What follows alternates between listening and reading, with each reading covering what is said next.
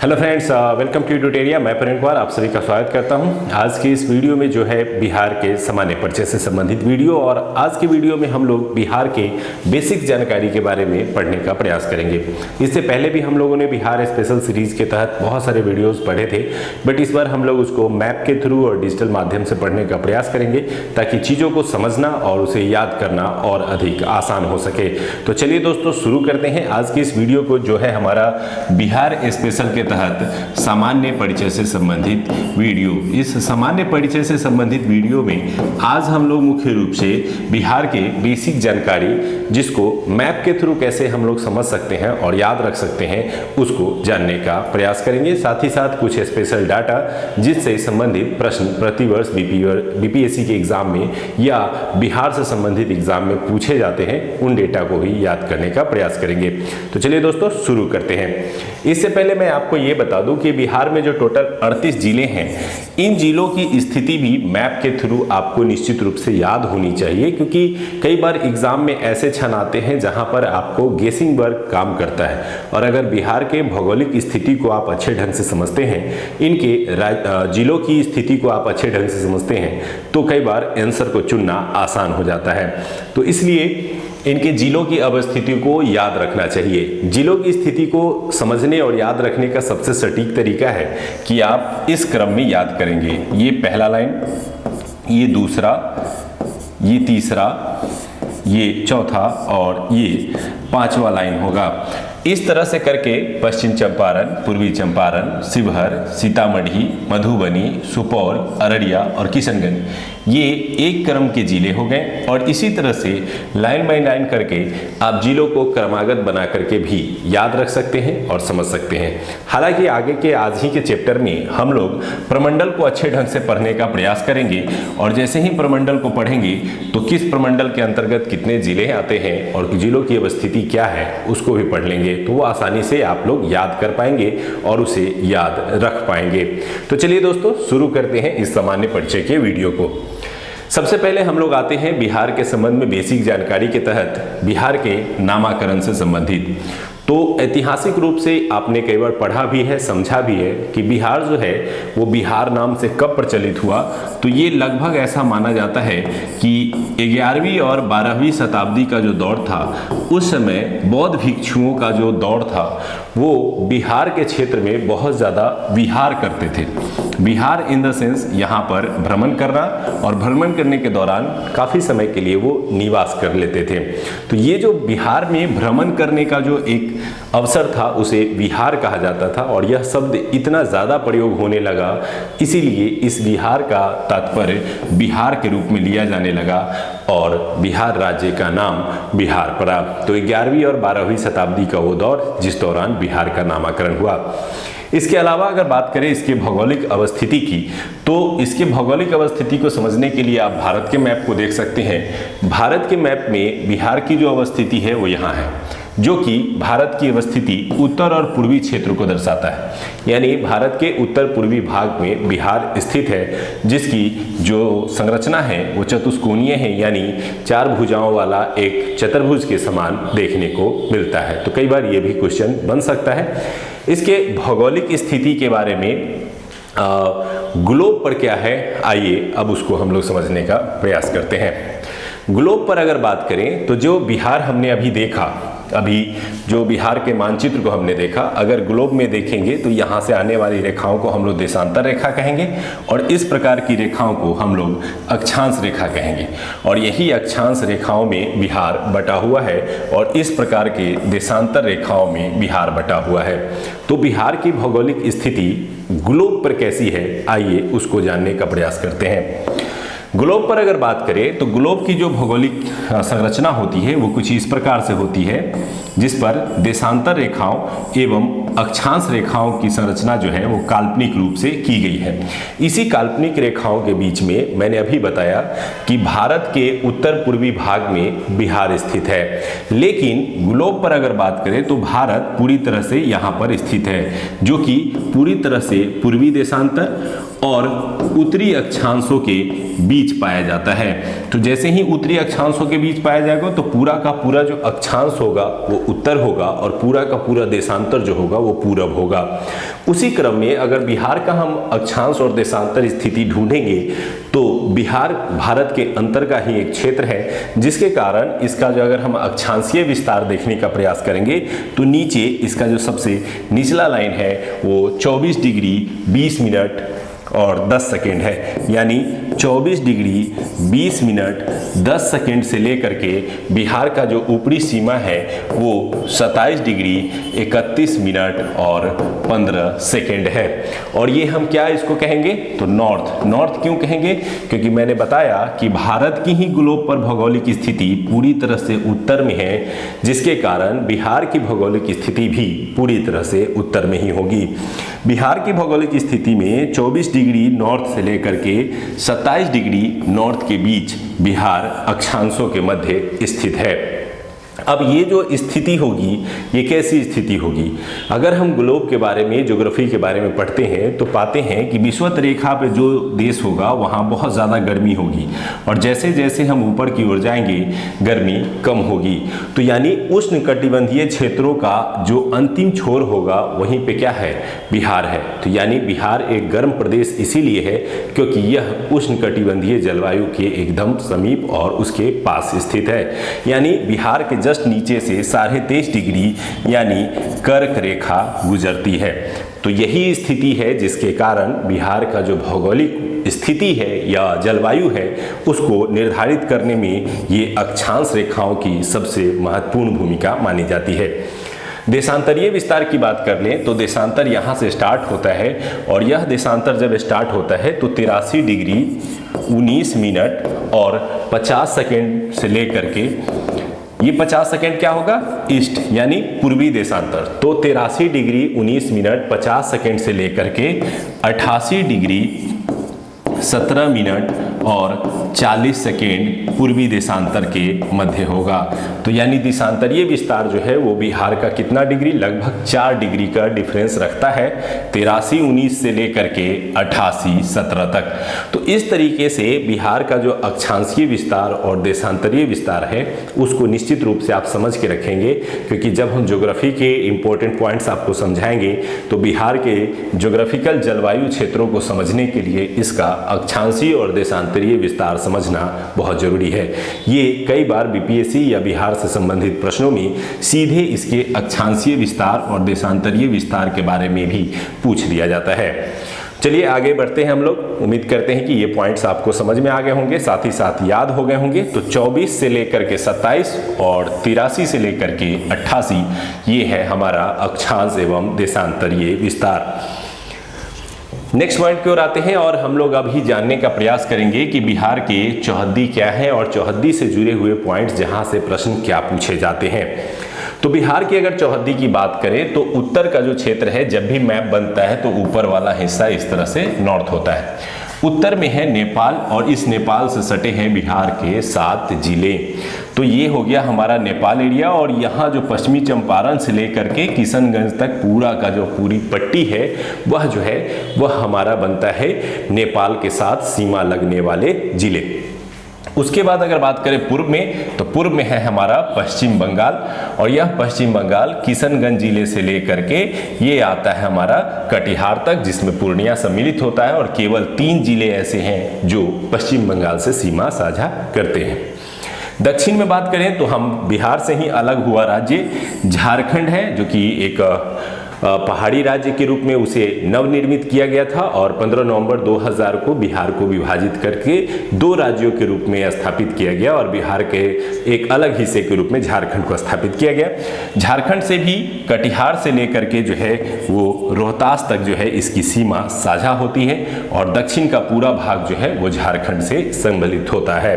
इसके अलावा पश्चिम में बात करें तो पूरा का पूरा पश्चिम जो है वो उत्तर प्रदेश से सीमा साझा करता है। पश्चिमी चंपारण से लेकर के यहाँ रोहतास तक के जो जिले हैं वो पश्चिमी चंपारण से सीमा साझा करते हैं। अब याद क्या रखना है, तो नेपाल से 7 जिले पूर्वी क्षेत्र में पश्चिम बंगाल से 3 जिले, दक्षिणी क्षेत्र झारखंड से 8 जिले और पश्चिमी क्षेत्र उत्तर प्रदेश से 8 जिले सीमा साझा करते हैं। अब चलिए हम लोग याद करते हैं इन जिलों को, क्योंकि कई बार ये क्वेश्चन पूछ दिया जाएगा कि निम्नलिखित जिलों में से कौन सा जिला उत्तर प्रदेश के साथ सीमा नहीं बनाता है, या क्वेश्चन ये पूछा जा सकता है कि निम्नलिखित में से कौन सा जिला नेपाल के साथ सीमा नहीं बनाता है। तो वैसे समय में आपको जिलों का नाम याद रखना बहुत महत्वपूर्ण है। इसको याद रखना बहुत ही आसान है। चलिए शुरू करते हैं इसको। थोड़ा सा मैप को बड़ा कर लेते हैं ताकि इसको याद करना जो है वो आसान हो जाएगा।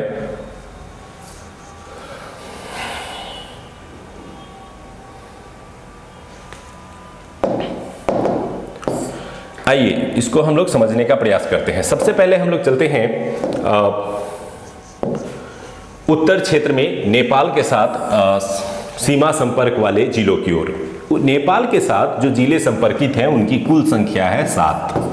अब इसके थ्रू हम लोग जिलों को भी याद कर सकते हैं, नेपाल के साथ सीमा वाले क्षेत्रों को भी याद कर सकते हैं। अब जैसे सबसे पश्चिमी क्षेत्र में हमारा जो जिला है वो है पश्चिमी चंपारण। तो यहाँ से नेपाल की सीमा संलग्न है, यहाँ से लेकर के ऐसे ऐसे बॉर्डर बनाते हुए ये बॉर्डर जा करके एकदम जो खत्म होता है कहाँ पे, किशनगंज के पास। तो ये पूरा का पूरा इलाका जो है वो नेपाल से सीमा साझा करता है। क्रम से याद करेंगे इस तरफ से लेकर के यहाँ तक। सबसे पहले पश्चिमी क्षेत्र में जो है वो है पश्चिमी चंपारण, इससे सटा हुआ क्षेत्र पूर्वी चंपारण, उसके बाद सीतामढ़ी। ये छोटा सा जो जिला है ये है शिवहर। ये शिवहर नेपाल के साथ सीमा साझा नहीं करता है। कई बार कंफ्यूजन में ऑप्शन में शिवहर ही देगा, तो इसलिए आपको ध्यान रखना है कि ये नेपाल से इसकी सीमा नहीं लगती है। तो किसकी लगती है, तो सीतामढ़ी की। नेक्स्ट है मधुबनी, नेक्स्ट सुपौल, फिर अररिया और किशनगंज। तो इस तरह से ये 7 जिले हैं जो नेपाल के साथ सीमा साझा करते हैं। फिर से एक बार रिपीट करते हैं हम लोग लेफ्ट टू राइट। पश्चिमी चंपारण, पूर्वी चंपारण, सीतामढ़ी, सीतामढ़ी के बाद मधुबनी, मधुबनी के बाद जो है सुपौल, और उसके बाद अररिया और लास्ट किशनगंज। इस तरह से 7 ऐसे जिले हैं जो कि नेपाल के साथ सीमा साझा करते हैं। अब हम लोग बात करते हैं पश्चिम बंगाल की, जो कि हमारा पूर्वी भाग जो है वो पश्चिमी बंगाल से सटा हुआ है। ये हिस्सा जो देख रहे हैं यहाँ किशनगंज के इस बॉर्डर से लेकर के इस प्रकार से ये बॉर्डर यहाँ तक पश्चिम बंगाल से सीमा साझा करता है। पश्चिम बंगाल से सीमा साझा करने वाले जिलों की संख्या कितनी है, 3 है। कौन कौन है, आसानी से याद कर सकते हैं। किशनगंज, किशनगंज के जस्ट नीचे पूर्णिया और पूर्णिया के जस्ट नीचे एक कटिहार। तो ये 3 जिले हैं मात्र जिनकी सीमा पश्चिम बंगाल से सटती है। ऑप्शन में आपको भागलपुर दिया जाएगा और इस तरह से प्रश्न पूछने की संभावना बनी रहेगी। अब आते हैं, बात करते हैं हमारे दक्षिणी हिस्से में जहां पर झारखंड है। इस झारखंड हिस्से से कौन कौन से जिले हैं जो संपर्कित होते हैं। तो झारखंड जिले की ओर अगर हम लोग चलते हैं तो झारखंड से सीमा बनाने वाले जो जिले हैं वो स्टार्ट हो जाएंगे यहाँ कटिहार से, और कटिहार से लेकर के इस प्रकार से ये बढ़ते बढ़ते बढ़ते बढ़ते आ जाएंगे हमारे यहाँ पे रोहतास के पास। तो याद करेंगे यहाँ सबसे पहले कटिहार, फिर भागलपुर, फिर बांका, बांका के नीचे जमुई, जमुई के पास है नवादा, नवादा के बाद गया, गया के बाद औरंगाबाद और उसके बाद लास्ट रोहतास। और कुल जिलों की संख्या कितनी हो जाएगी, 8। ये 8 जिले हैं जो झारखंड के साथ सीमा साझा करते हैं। अब यहाँ पे एक कंफ्यूजन वाला पॉइंट ये है कि ये आप मैप में ये हिस्सा देख रहे होंगे, इस तरह से ये मैप का है कि रोहतास का हिस्सा है। कैमूर जो है वो झारखंड से सीमा साझा नहीं करता है। तो कई बार ऑप्शन में कंफ्यूजन क्रिएट करने के लिए कैमूर आपको ऑप्शन दिया जाएगा कि ये झारखंड के साथ सीमा साझा करता है। तो आइए अब इसको फिर से रिपीट कर लेते हैं। रोहतास, औरंगाबाद, गया, नवादा, जमुई और बांका, भागलपुर और कटिहार, ये 8 जिले हैं जो झारखंड के साथ सीमा साझा करते हैं। अब बात करते हैं हम लोग उत्तर प्रदेश की। उत्तर प्रदेश जो कि बिहार के पश्चिमी क्षेत्र का सीमा साझा करता है और इसके साथ सीमा साझा करने वाले जिलों की संख्या भी है 8। कौन कौन से जिले हैं, आइए शुरू करते हैं ऊपर से नीचे की ओर। सबसे ऊपर में है पश्चिमी चंपारण, वेस्ट चंपारण, उसके बाद आएगा गोपालगंज, गोपालगंज के बाद सिवान और सिवान के बाद सारण, सारण के बाद भोजपुर, भोजपुर के बाद बक्सर, बक्सर के बाद कैमूर और कैमूर के बाद थोड़ी सी सीमा रोहतास से भी लगती है। तो तो कई बार ये भी प्रश्न पूछा जा सकता है कि यहाँ पर कौन सा ऐसा जिला है जो कि बिहार के साउथ वेस्ट में स्थित है, जो यूपी और झारखंड दोनों से सीमा साझा करते हैं। तो रोहतास वो जिला होगा जो झारखंड से भी सीमा साझा करता है और यूपी से भी सीमा साझा करते हैं। तो इस प्रकार से इधर 8 ऊपर 7 और राइट में 3 जिले ऐसे हैं जो हमारे पड़ोसी राज्यों एवं देश से सीमा साझा करते हैं। तो आसानी से आप इन बिंदुओं को याद रख सकते हैं, इन जिलों को याद रख सकते हैं।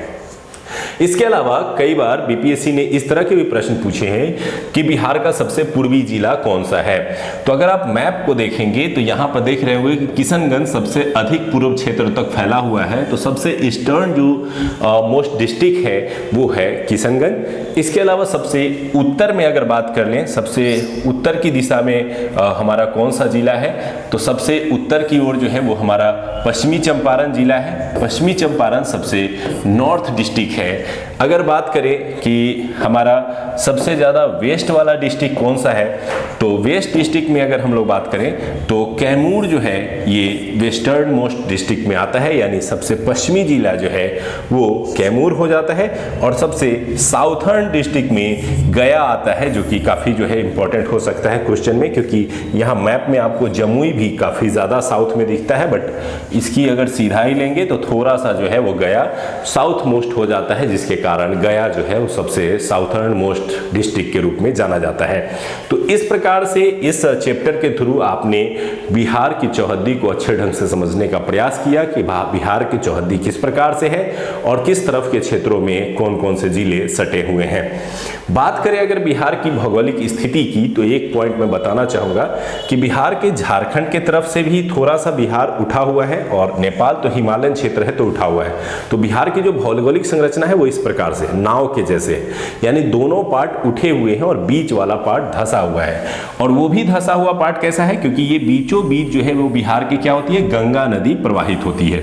तो जैसे ही ये गंगा नदी प्रवाहित होगी तो ये हिस्सा क्या होगा, हाइट वाला होगा, ये हिस्सा लो लैंड होगा, तभी ईस्ट से वेस्ट की ओर जो है वो पानी का प्रवाह जो है वो होगा। तो यानी यूपी से वेस्ट बंगाल की ओर अगर पानी का प्रवाह होता है तो इसके पीछे सबसे बड़ा रीजन यही है कि ये हाइट ऊंचा होगा और ये हाइट नीचा होगा। इसके अलावा जितनी भी नेपाल की नदियां हैं वो गंगा में आकर मिलती हैं, तो इसका मतलब है कि यहाँ बीच वाला हिस्सा लोलैंड होगा और नेपाल का हिस्सा जो है वो हाई होगा। तो इस तरीके से ये, और झारखंड से भी सोन नदी और अन्य नदियां आकर के गंगा में मिलती है, तो यानी झारखंड का हिस्सा ऊंचा होगा और बीच वाला हिस्सा नीचा होगा। तो यानी बिहार की जो भौगोलिक स्थिति है वो कुछ इस नाव प्रकार की है, जिसमें उसके दोनों हिस्से उठे हुए हैं और बीच वाला हिस्सा धंसा हुआ है, जिसके कारण गंगा नदी में ही आकर के अधिकांश नदियां मिल जाती हैं और प्रवाहित होते हुए पश्चिम बंगाल में चली जाती हैं। चलिए आते हैं अगले पेज की ओर और हम लोग सामान्य परिचय में कुछ जानने का प्रयास करते हैं। अब कुछ आंकड़ों से संबंधित चीजें हम लोग जान लेते हैं। बिहार का जो क्षेत्रफल है वो 94,163 वर्ग किलोमीटर है। ये जो इसकी पूरी भौगोलिक संरचना के आधार पर इसकी क्षेत्रफल को निकालते हैं तो 94,163 किलोमीटर स्क्वायर जो है इसकी क्षेत्रफल आंकी गई है, जो कि बीपीएससी के प्रीवियस ईयर में भी क्वेश्चन पूछा गया है। अगर बात करें कि यह बिहार का भौगोलिक क्षेत्रफल पूरे भारत के क्षेत्रफल का कितना प्रतिशत है, तो ये 2.86% है।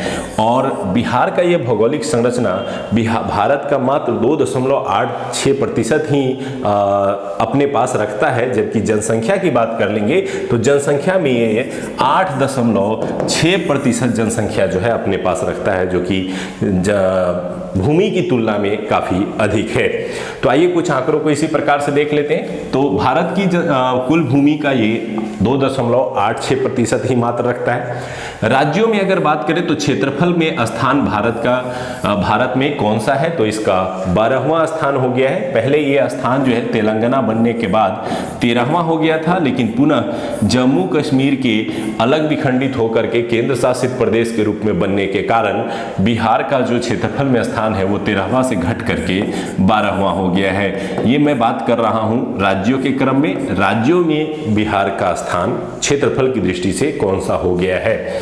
इसके अलावा बात करें जनसंख्या की, तो बिहार जो है वो जनसंख्या में तीसरे स्थान पे है। जनसंख्या की दृष्टि से बिहार से आगे उत्तर प्रदेश और महाराष्ट्र है। उसके बाद बिहार तीसरा सबसे लार्जेस्ट जनसंख्या वाला राज्य है। बिहार की कुल जनसंख्या जो है वो तीसरे स्थान पे है और 10,40,99,492 व्यक्ति हैं। तो ये आंकड़े जो हैं ये 2011 के जनगणना पर आधारित है।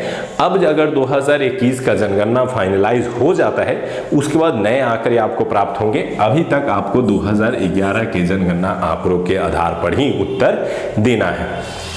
नेक्स्ट बात करें कि बिहार की जो ये कुल जनसंख्या है ये भारत की कुल जनसंख्या का कितना प्रतिशत है, तो 8.6% है।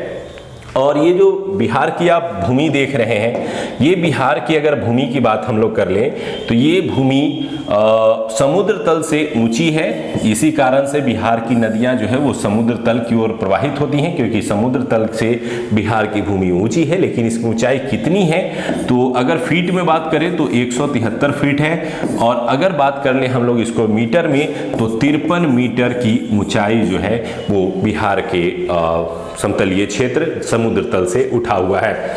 इसके अलावा इसके लंबाई चौड़ाई की बात करें तो उत्तर से दक्षिण की ओर अगर हम लोग बात करें इसके लंबाई की तो ये कम चौड़ी है। और जो इस तरह से चौड़ाई की बात कर लें जो पूरब से पश्चिम की ओर होगी तो ये अधिक है। इसको याद रखने का सिंपल सा तरीका है, उत्तर से दक्षिण में अगर बात करें तो 345 यानी 345 किलोमीटर है। जबकि पूरब से पश्चिम की ओर याद करना चाहें तो जो गौतम बुद्ध के निर्वाण प्राप्ति की तिथि है उसको याद कर सकते हैं 483 483। तो इस तरह से 483 किलोमीटर है। तो अगर आपसे पूछा जाए कि बिहार की भौगोलिक संरचना में उत्तर से दक्षिण की लंबाई अधिक है या पूरब से पश्चिम की अधिक है, या इसके आंकड़ों को पूछ लिया जाए डायरेक्टली, आप आसानी से बताने की स्थिति में होने चाहिए। तो उम्मीद करते हैं कि ये दोनों ही पॉइंट आपको याद हो गए होंगे। चलिए अब आते हैं कुछ नए और अनोखे डेट्स और आंकड़ों के पास जहां से प्रश्न निश्चित रूप से हर बार पूछे जाते हैं। आते हैं बिहार से संबंधित प्रमुख दिवस की ओर, जो दिवस निश्चित रूप से प्रश्नों की श्रृंखला में शामिल होते हैं। बिहार से संबंधित कुछ डेट बहुत फेमस है। सबसे पहला डेट जो फेमस है वो है 12 दिसंबर 1911। 12 दिसंबर 1911 को दिल्ली में एक शाही दरबार का आयोजन किया गया था। इस शाही दरबार के मुख्य अतिथि थे जॉर्ज पंचम। और इसी शाही दरबार के दौरान जो है ये घोषणा की गई थी कि 1905 का जो बंगाल विभाजन है उसको रद्द किया जाता है तथा बिहार को बंगाल से पृथक करके एक राज्य बनाया जाएगा। इसी शाही दरबार में ये घोषणा हुई थी, जिसके कारण इस दरबार से संबंधित प्रश्न बीपीएससी या बिहार से संबंधित एग्जाम में निश्चित रूप से पूछे जाते हैं। उसके बाद क्या हुआ, जब 1911 में ये घोषणा हो गई तो 22 मार्च 1912 को इससे संबंधित अधिसूचना या घोषणा जारी कर दी गई। अब जैसे ही ये घोषणा जारी हुई, यही कारण है कि 22 मार्च की जो तिथि है इस दिन पूरे बिहार में बिहार दिवस के रूप में मनाया जाता है। तो बिहार दिवस कब मनाया जाता है ये भी इम्पोर्टेंट है, और क्यों मनाया जाता है तो इसके पीछे रीज़न यही है कि 1911 के शाही दरबार के घोषणाओं के आधार पर 22 मार्च 1912 को एक अधिसूचना जारी हुई, जिसके तहत बिहार, जो कि उड़ीसा के संयुक्त रूप से उस समय एक प्रांत के रूप में स्थापित हुआ। उस समय बिहार केवल अकेला राज्य नहीं था, बल्कि बिहार के साथ झारखंड और इसके नीचे ओडिशा ये भी सम्मिलित थे। तो ओडिशा और झारखंड को सम्मिलित रूप से एक राज्य के रूप में उद्घोषित किया गया 22 मार्च 1912 को। नेक्स्ट डेट आता है 1 अप्रैल 1912। ये भी डेट बहुत ही महत्वपूर्ण है, क्योंकि जो घोषणा 22 मार्च 1912 को की गई थी उस दिन इसे लागू कर दिया गया और बिहार को एक प्रांत के रूप में गठित किया गया। इस समय ये सभी उसके साथ राज्य के रूप में गठित हुए थे, यानी बिहार अकेला राज्य नहीं था। उस समय बिहार झारखंड और ओडिशा को सम्मिलित करते हुए राज्य बना था। लेकिन आप समझ सकते हैं कि ओडिशा में ओडिया भाषा चलती है और बिहार के क्षेत्रों में बिहार की स्थानीय भाषाओं भोजपुरी और अन्य भाषाओं की प्रचलता थी। नतीजतन एक संघर्ष का दौर फिर से शुरू हो गया और अलग राज्य बनाने की मांग उठने लगी। परिणाम स्वरूप इसके कई सालों बाद 1 अप्रैल 1936 को फिर से एक विभाजन हुआ और ओडिशा, जो कि ओडिया भाषा बहुल क्षेत्र था, इसे अलग कर दिया गया और बिहार और झारखंड एक साथ राज्य रह गए और ओडिशा को एक पृथक राज्य के रूप में स्थापित किया गया। तो यानी आपको ये 4 डेट अभी तक याद हो गए होंगे। 12 दिसंबर 1911, इसके अलावा 22 मार्च 1912, 1 अप्रैल 1912 और 1 अप्रैल 1936। इन सभी परिस्थितियों के बाद पुनः उसके बाद क्या हुआ कि देश आज़ाद हो गया। आज़ाद होने के बाद राज्यों का निर्माण हुआ और राज्यों के निर्माण के क्रम में एक समय आया 1956, जिसमें राज्य पुनर्गठन का समय आ गया। राज्य पुनर्गठन आयोग के अनुशंसाओं के आधार पर राज्यों का गठन फिर से हुआ। इस क्रम में बिहार और झारखंड एक सम्मिलित रूप से एक प्रांत बने, लेकिन बिहार को अपने किशनगंज क्षेत्र के कुछ जिले सौंपने पड़े पश्चिम बंगाल को। इसके अलावा धनबाद क्षेत्र जो कि झारखंड में थे, वहां के भी कुछ हिस्सों को झारखंड को पश्चिम बंगाल को सौंपना पड़ा, क्योंकि वो पश्चिम बंगाल के समुदाय विशेष के लोगों से बने हुए थे। ऐसे में इस समय कुछ तोड़-नाड़ करने के बाद एक बिहार प्रांत के रूप में 1956 में जो है गठित हो गया स्वतंत्रता के बाद, और ये लंबे समय तक इसी रूप में चलता रहा। फिर एक अंतिम विभाजन का दौर आया 15 नवंबर 2000। 15 नवंबर 2000 को बिहार का अंतिम विभाजन हुआ और झारखंड राज्य का निर्माण हुआ, जो कि बिहार के लगभग 46% भूमि को अपने पास रखता है और बचे हुए 54% भूमि के साथ बिहार राज्य रह गया। तो इस प्रकार से बिहार का अंतिम विभाजन कब हुआ था? तो 15 नवंबर 2000 को, जिस दौरान एक अलग राज्य का निर्माण किया गया जिसे झारखंड राज्य के रूप में हम लोग जानते हैं। तो ये थे बिहार के प्रमुख दिवस से संबंधित। बात करें ब्रिटिश काल की और बिहार के स्थापना के रूप में, तो ब्रिटिश काल में बिहार राज्य के रूप में दर्जा दिलाने के क्रम में सच्चिदानंद सिन्हा को विशेष रूप से जाना जाता है। उन्हीं के प्रयत्नों के परिणाम स्वरूप जो है बंगाल से अलग बिहार को अपनी एक पहचान मिली थी, इसीलिए उन्हें जो है बिहार के संस्थापक के रूप में या बिहार के निर्माता के रूप में जाना जाता है। इस क्रम में महेश नारायण द्वारा उनका काफी योगदान रहा। महेश नारायण ने 1894 में जो है एक समाचार पत्र निकाला, बिहार टाइम्स, जिसके सहयोग से उन्होंने जो है मुख्य रूप से पृथक बिहार के निर्माण को मजबूती दी और फाइनली जाकर के जो है ये दिसंबर 1911 के शाही दरबार जो आयोजित हुआ उसमें ये घोषणाएं हुई कि अलग बिहार राज्य का निर्माण होगा। तो इस प्रकार से ये कुछ प्रमुख डेट और इंपॉर्टेंट पॉइंट्स थे जो कि आपको याद रखने हैं। इसके अलावा वर्तमान बिहार राज्य की स्थिति क्या है, उससे जुड़े हुए कुछ आंकड़े हमारे पास हैं जिसको हम लोग पढ़ लेते हैं। बिहार में कुल जिले वर्तमान में 38 है और सबसे लेटेस्ट जिला जो है वो जहानाबाद से अलग अरवल जिला बना, जो कि सबसे लेटेस्ट 38वां जिला है। इसको भी आप याद रख सकते हैं। इसके अलावा 38 जिलों में अनुमंडल हैं और सभी अनुमंडलों की कुल संख्या 101 है, जिसे निश्चित रूप से आप याद रखेंगे। अनुमंडलों का विभाजन जो है वो प्रखंड एवं अंचल के रूप में किया गया है और इन दोनों की संख्या जो है वो कुल 534 है। इसके अलावा ये सारे जो जिले, अनुमंडल, प्रखंड हैं ये पूरे प्रमंडलों के अंतर्गत आते हैं और कुल प्रमंडलों की संख्या कितनी है? तो वो 9 है। ये मैंने प्रमंडल लास्ट में इसलिए बताया क्योंकि अब हम लोग प्रमंडल को डिस्कस करेंगे और प्रमंडल में आने वाले जिलों को याद कर लेंगे। तो उम्मीद करते हैं कि ये प्रमुख डेट्स जो है वो आपको याद हो गए होंगे। चलिए अगले टॉपिक की ओर आते हैं और हम लोग बात करते हैं प्रमंडल की, जो कि बिहार में 9 प्रमंडल है। अगर हम बिहार के इस मैप को देखेंगे तो यहाँ पे हम लोग देख पाएंगे कि बिहार के मैप में यहाँ पर गंगा नदी यूपी से आकर के और बिहार को 2 भागों में विभाजित करते हुए वेस्ट बंगाल, पश्चिम बंगाल की ओर चली जाती है। इस क्रम में उत्तर बिहार में 5 प्रमंडल है और दक्षिण बिहार में 4 प्रमंडल है। तो आसानी से हम लोग कैसे इसको याद रख सकते हैं, किस प्रमंडल के अंतर्गत कितने जिले हैं उसको कैसे याद रख सकते हैं, आइए इसको मैप से समझेंगे। मैप से समझने से पहले इन आंकड़ों को थोड़ा सा देख लीजिए ताकि आपको मैप पे समझना आसान हो जाए। उत्तर बिहार में जो जिले हैं वो यहाँ तक हमारे हैं। सारण जो सबसे पहला प्रमंडल है, दूसरा जो है वो तिरहुत प्रमंडल है जिसमें 6 जिले सम्मिलित हैं। दरभंगा प्रमंडल में 3 जिले, कोसी प्रमंडल में 3 जिले और पूर्णिया प्रमंडल में 4 जिले सम्मिलित हैं। इसके अलावा जो दक्षिण बिहार के 4 प्रमंडल हैं उसमें मगध है जिसमें 5 जिले, इसके अलावा पटना जिसमें 6 जिले, मुंगेर जिसमें 6 जिले और भागलपुर जिसमें मात्र 2 जिले सम्मिलित हैं। तो ये कौन कौन से जिले हैं, ये नाम के थ्रू तो आपने देखा भी होगा, पढ़ा भी होगा। आइए अब इसको हम लोग थोड़ा सा मैप के थ्रू देखते हैं कि कैसे इसको याद रख सकते हैं।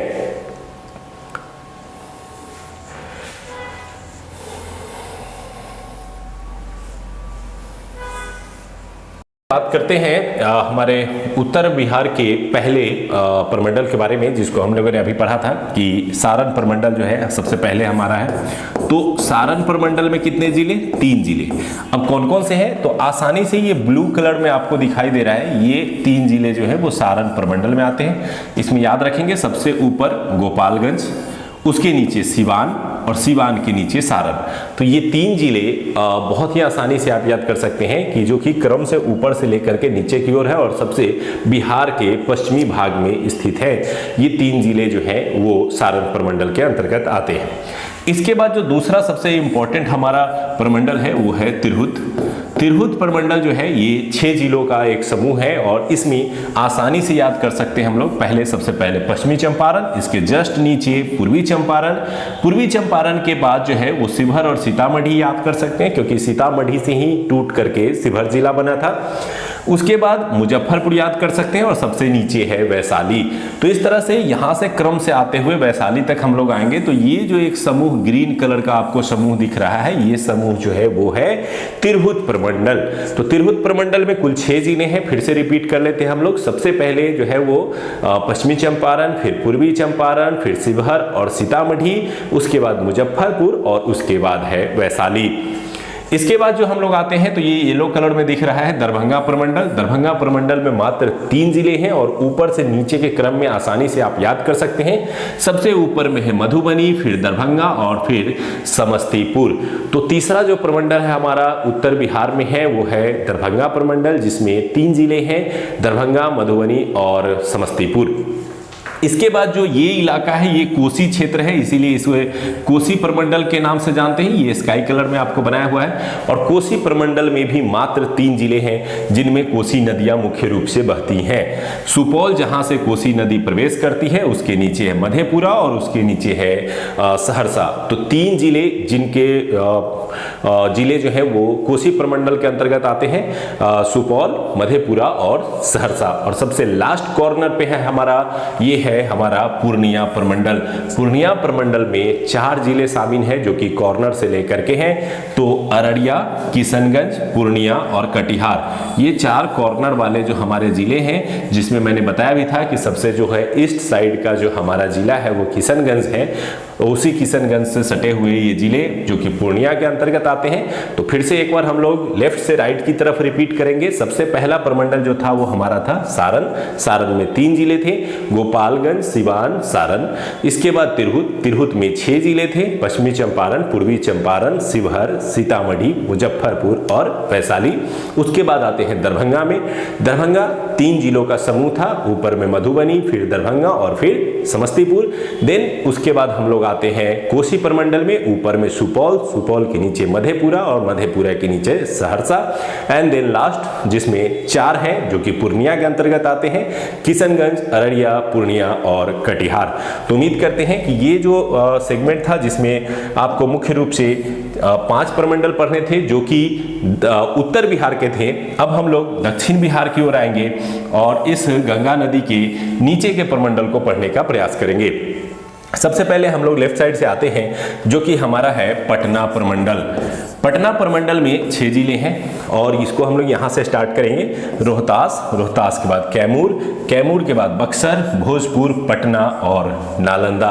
तो 4 इस कॉर्नर के जिले पहले याद कर ले और उसके बाद 2 ऐड कर ले, पटना और नालंदा। तो 4 कौन से हैं इस कॉर्नर के जिले? रोहतास, कैमूर, बक्सर और भोजपुर। इसके अलावा 2 जिले ऐड करने हैं, पटना और नालंदा। तो आसानी से याद कर सकते हैं कि पटना प्रमंडल के अंतर्गत 6 जिले हैं और ये 6 जिले रेड कलर से आपको दिखाए जा रहे हैं। पिंक कलर में आते हैं, ये है हमारा मगध का प्रमंडल, मगध प्रमंडल, जो कि काफी मगध साम्राज्य के नाम से भी बिहार पहले विख्यात था, इसी मगध प्रमंडल के रूप में। तो आइए यहाँ पे देखते हैं कौन कौन है इसमें, आसानी से याद हो सकता है। सबसे पहले नीचे के 3 जिले याद करेंगे, औरंगाबाद, गया और नवादा। इसके अलावा 2 जिले जो कि सबसे लास्ट में बटे हैं, जिसमें जहानाबाद को टूट करके अरवल बनाया गया, तो इस तरह से वो 2 जिले इसमें शामिल कर देंगे, तो 5 जिलों का समूह जो है वो है मगध प्रमंडल, और बहुत ही आसानी से आप याद कर सकते हैं। तो चलिए फिर से रिपीट कर देता हूं मैं, औरंगाबाद, गया और नवादा, उसके बाद 2 जिले जहानाबाद और अरवल। अब ये इतना याद करने के बाद हम जो चलेंगे इधर, तो इसको मुंगेर को पहले नहीं याद करेंगे, सबसे पहले याद करेंगे हम ये वाला भागलपुर। भागलपुर प्रमंडल में मात्र 2 जिले हैं। अब मात्र 2 जिले कौन सा, एक तो भागलपुर और दूसरा बांका, तो बहुत आसानी से याद हो गया। तो नीचे के 3 हमने जब याद कर लिए, पटना, मगध और भागलपुर, तो अब हमारा एक क्या बच गया, बच गया मुंगेर। अब जितने भी जिले जो हमने नहीं पढ़े कहीं, वो सब किस में जाएंगे, वो जाएंगे मुंगेर में, जिसमें जिलों की संख्या हो जाती है 6। तो आइए इसमें हम लोग आसानी से देख लेते हैं कि यहाँ कौन कौन से हैं। सबसे लास्ट है साउथ की, उधर से देखेंगे हम लोग तो जमुई है, जमुई के ऊपर है शेखपुरा, लखीसराय, मुंगेर खुद, इसके अलावा बेगूसराय और खगड़िया। इस तरह से ये जो 6 जिले हैं, ये 6 जिले मिलकर के मुंगेर प्रमंडल का निर्माण करते हैं। तो उम्मीद करते हैं कि इस मैप के माध्यम से अभी तक आपने जो भी पढ़ा वो सभी याद हो गए होंगे। अब अगर हम लोग आते हैं और इस तरफ इस लिस्ट को देखने का प्रयास करते हैं, तो आशा करते हैं कि आपको पूरा याद हो गया होगा और आपको मैप भी दिखाई देगा आप पढ़ते समय। तो चलिए सबसे पहले देखते हैं सारण। सारण में 3 जिले थे, पहला गोपालगंज, दूसरा सारण, तीसरा सीवान। दूसरा जो नेक्स्ट था वो था तिरहुत प्रमंडल, 6 जिले थे, 6 जिले ऊपर से नीचे की ओर, पश्चिमी चंपारण, पूर्वी चंपारण, शिवहर, सीतामढ़ी, मुजफ्फर और वैशाली। इसके अलावा दरभंगा, दरभंगा में 3 जिले, मधुबनी, दरभंगा और समस्तीपुर। इसके अलावा कोसी, कोसी में 3 जिले, बहुत ही आसानी से याद कर सकते थे, ऊपर में सुपौल से स्टार्ट होता है, मधेपुरा और फिर सहरसा। इसके बाद हम लोग पूर्णिया में गए, पूर्णिया में 4 जिले थे, ऊपर और कॉर्नर से स्टार्ट करेंगे तो किशनगंज, अररिया, पूर्णिया और कटिहार। इसके अलावा अगर हम दक्षिण में आते हैं तो पटना में अगर हम आते हैं तो 6 जिले थे, सबसे पहले कॉर्नर वाले 4 जिले, जिसमें रोहतास, कैमूर, भोजपुर, बक्सर, 2 जिले उसमें और ऐड कर देंगे, पटना और नालंदा। इसके अलावा मगध में अगर चलेंगे तो 5 जिले थे, नीचे से 3 हम लोगों को देखना है, औरंगाबाद, गया और नवादा, उसमें 2 जिले ऐड करेंगे जो सबसे लास्ट में टूटे हैं, जो जहानाबाद और अरवल। इसके बाद हम लोग पढ़ेंगे किसको, भागलपुर को, मात्र 2 जिले इसमें हैं, भागलपुर और बांका, और सबसे लास्ट में याद करेंगे मुंगेर को, जिसमें है 6 जिले, मुंगेर एक खुद हो जाता है। उसके बाद इधर जमुई, शेखपुरा, लखीसराय, बेगूसराय और खगड़िया, जो बच गया वो सभी चले जाएंगे किसमें, मुंगेर में। तो आशा करते हैं कि आसानी से आपको ये सारे जिले भी याद हो गए होंगे, इसके अलावा सारे प्रमंडल और प्रमंडल के लोकेशन भी आपको याद हो गए होंगे। अब ज्योग्राफी जब हम लोग पढ़ेंगे तो पता चलेगा कि बारिश इधर ज़्यादा होती है, पहाड़ इधर ज़्यादा है, इस तरफ भी पहाड़ है और पठार कहाँ है। तो ये जब हम लोग ज्योग्राफी पढ़ने के क्रम में जब भौगोलिक स्थिति आप समझते हैं, जिलों की स्थिति समझते हैं, तो कई बार जो बेसिक क्वेश्चन होते हैं वो केवल आप समझ के आधार पर बना सकते हैं। जैसे एक क्वेश्चन आया कि पटसन यानी जूट की खेती सबसे ज़्यादा कहाँ होगी, तो बारिश जहाँ सबसे ज़्यादा होती हो, पानी जहाँ सबसे ज़्यादा लगते हो, उन्हीं क्षेत्रों में जूट की सबसे ज़्यादा खेती होगी। तो इस तरीके जब क्वेश्चन आते हैं तो आपको जिलों की भौगोलिक स्थिति भी आपको याद होनी चाहिए, ताकि आप उस क्वेश्चन को आसानी से सॉल्व कर सकें। चलिए अब आते हैं लास्ट पेज की ओर, और लास्ट पेज में हम लोग पढ़ेंगे बिहार से संबंधित प्रमुख राजकीय प्रतीकों को, जो कि बिहार के द्वारा घोषित किए गए हैं। जो पहले प्रतीक थे उनमें कई बदलाव किए गए, जिसके कारण नए प्रतीकों से संबंधित प्रश्न पूछे जाने की संभावना बन सकती है। सबसे पहला है राजकीय चिन्ह, जो बिहार के द्वारा अपनाया गया है। तो बोधि वृक्ष को जो है वो राजकीय चिन्ह के रूप में अपनाया गया है। इसके अलावा जो है वो राजकीय भाषा की बात करें तो पहली राजकीय भाषा जो है वो हिंदी है, और द्वितीय राजकीय भाषा के रूप में उर्दू को अपनाया गया है। ये भी कई बार क्वेश्चन में आ सकता है। इसके अलावा राजकीय पशु जो है वो बैल को बनाया गया है, जो कि सबसे मेहनतकश पशुओं में से माना जाता है। राजकीय पक्षी जो है वो गौरैया को बनाया गया है और गौरैया संरक्षण के लिए बिहार सरकार द्वारा प्रयास भी किए जा रहे हैं। इसके अलावा राजकीय वृक्ष जो है वो है पीपल, और पीपल वृक्ष को जो है राजकीय वृक्ष बनाया गया है, लेकिन राजकीय चिन्ह याद रखेंगे कि बोधि वृक्ष है, दोनों में अंतर होगा, राजकीय वृक्ष और राजकीय चिन्ह के रूप में। इसके अलावा राजकीय पुष्प की बात करें तो गेंदा जो है वो पुष्प के रूप में गेंदा को, जो कि एक सामान्य फूल है जो गांव-गांव में गली गली में भी मिल सकते हैं, तो इसीलिए इस फूल को जो है राजकीय फूल के रूप में चुना गया है। और राजकीय मछली के रूप में जो है वो मांगुर मछली को जो है चिन्हित किया गया है। तो उम्मीद करते हैं कि आज का जो हमारा सामान्य परिचय से संबंधित वीडियो था आपको पसंद आया है। पसंद आया है तो लाइक कमेंट्स करें, साथ ही साथ कमेंट सेक्शन में बताएं कि आपको ये डिजिटल प्लेटफॉर्म पे पढ़ना कैसा लगा। आपके कमेंट्स के थ्रू हम लोग आगे के डिसीजन लेंगे और कैसे वीडियोस बनाने हैं इसके बारे में भी आप लोग हमें कमेंट कर सकते हैं। बिहार स्पेशल में और क्या पढ़ना चाहते हैं ये भी आप जरूर कमेंट करें। तो धन्यवाद दोस्तों, मिलते हैं अगले वीडियो में। Thank you.